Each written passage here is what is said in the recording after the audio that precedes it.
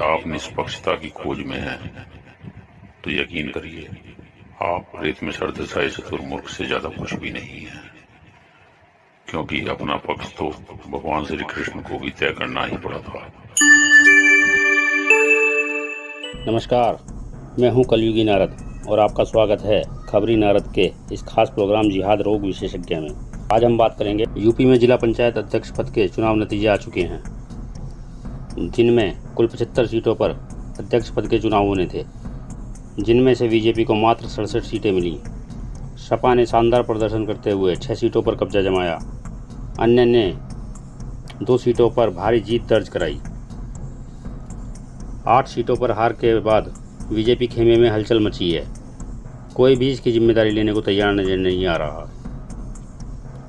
प्रधानमंत्री मोदी ने 8 सीटों पर हार से बचते हुए ट्वीट करते हुए 67 सीटों पर जीत की बधाई दी और इसका जिम्मेदार योगी जी को ठहरा दिया। उधर अमित शाह जी ने भी 2 कदम आगे निकलते हुए ट्वीट किया कि इस सब के जिम्मेदार योगी जी और स्वतंत्र देव जी के साथ मोदी जी भी हैं, यानी उन्होंने भी 8 सीटों पर मिली हार से अपना पल्ला झाड़ लिया है।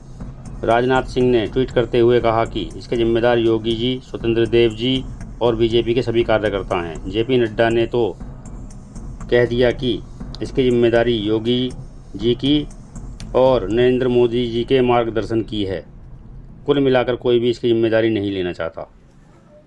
उधर मुख्यमंत्री डॉक्टर योगी आदित्यनाथ जी ने 67 सीटों पर जीत की खबर के साथ ट्वीट करके खुशी जाहिर करते हुए सभी कार्यकर्ताओं को बधाई दी थी, लेकिन जब उन्होंने केंद्रीय नेतृत्व का व्यवहार देखा तो उन्होंने भी पलटवार करते हुए ट्वीट के माध्यम से सारी जिम्मेदारी लेने से बचते हुए उल्टा प्रधानमंत्री मोदी को और उनकी नीतियों को ही जिम्मेदार ठहरा दिया।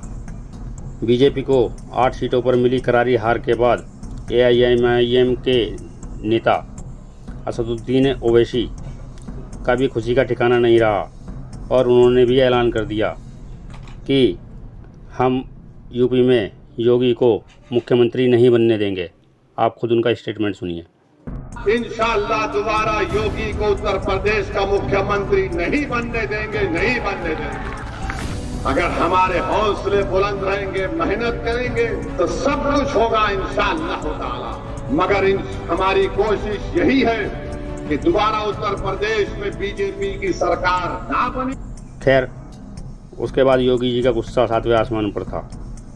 उन्होंने 6 सीटों पर अपनी शानदार जीत दर्ज कराकर मिशन यूपी 2022 में खेला हुए प्रोग्राम के तहत जश्न के नाम पर उपद्रव मचाते हुए सपा कार्यकर्ताओं और नेताओं की कंबल कुटाई कर डाली। आप खुद देखिए कि किस तरह जिहादी रोग विशेषज्ञ डॉक्टर योगी आदित्यनाथ जी की पुलिस इनको कुत्तों की तरह दौड़ा दौड़ा कर इनकी कंबल कुटाई करके खेला करने में मस्त और व्यस्त है।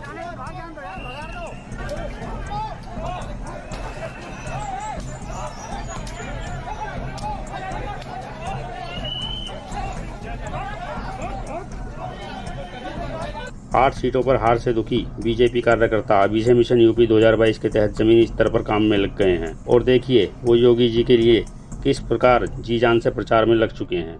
मेंढ के बहुत फुदक रहे थे, बरसाती मेंढ के बहुत फुदक रहे थे।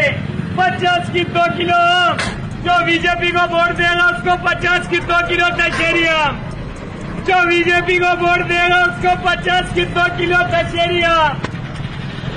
मेरा मान लीजिए 50 की 2 किलो, जो बीजेपी को वोट देगा उसको 50 की 2 किलो, जो बीजेपी को वोट देगा उसको 50। देखा आपने, उधर किसान नेता राकेश डकैत को जैसे ही खबर मिली कि उनकी पार्टी के नेता को 3 वोट मिली हैं और बीजेपी के नेता को 30 वोट मिली हैं, उनकी खुशी का ठिकाना नहीं रहा। उन्होंने सभी के लिए ठेके बुक कराकर दारू और बियर का लंगर चालू करा दिया। आप खुद देखिए कि किस तरह दारू का लंगर चल रहा है।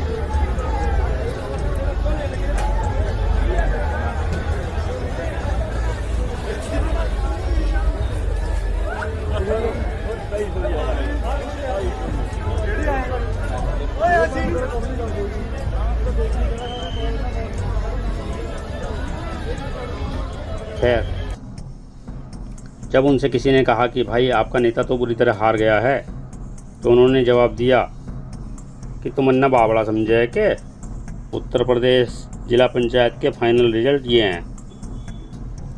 कांग्रेस 0 के साथ पहले नंबर पे है, जबकि हमारी पार्टी दूसरे नंबर पे है 2 सीटों के साथ, और वो टोटी चोर भी 6ठे नंबर पे आ गया। और यह भाजपा का तो बक्कल तार दिया हमने सीधा 67वें नंबर पे पटक के मारा। जब मोदी विदेशी मुद्रा भंडार के मामले में 10 में से चौथे नंबर पे आकर जीत का जश्न मना सके हैं, तो फिर हम तो 30 से 3वें नंबर पे आए हैं। वाकई खैर, डकैत साहब का मूड तो सिपाहियों के साथ जश्न मनाते हुए खेला करने का था, लेकिन जब उन्होंने सिपाहियों की कंबल कुटाई होते देखी तो खुद की सफाई में एक स्टेटमेंट जारी किया ताकि योगी जी का कहर उन पर न टूटे। आप खुद सुन लो, हमारी समझ में तो कुछ आया नहीं। यदि आपको कुछ समझ आए तो यार हमें भी समझा देना। देखिए जरा,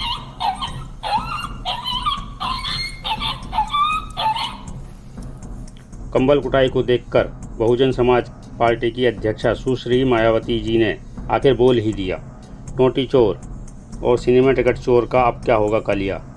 वैसे भी पंचायत चुनाव में बसपा ने बीजेपी का जो साथ निभाया है वो काबिले तारीफ़ है। हम इनके गठबंधन की सराहना करते हैं। तो दोस्तों, यदि आप भी मिशन यूपी 2022 का आगाज़ करते हुए बंगाल हिंसा का बदला यूपी में लेना चाहते हैं, तो वीडियो को लाइक एंड शेयर करते हुए चैनल को सब्सक्राइब अवश्य कर लें। फिर मिलते हैं डॉक्टर योगी आदित्यनाथ जी के किसी नए कारनामे के साथ। धन्यवाद।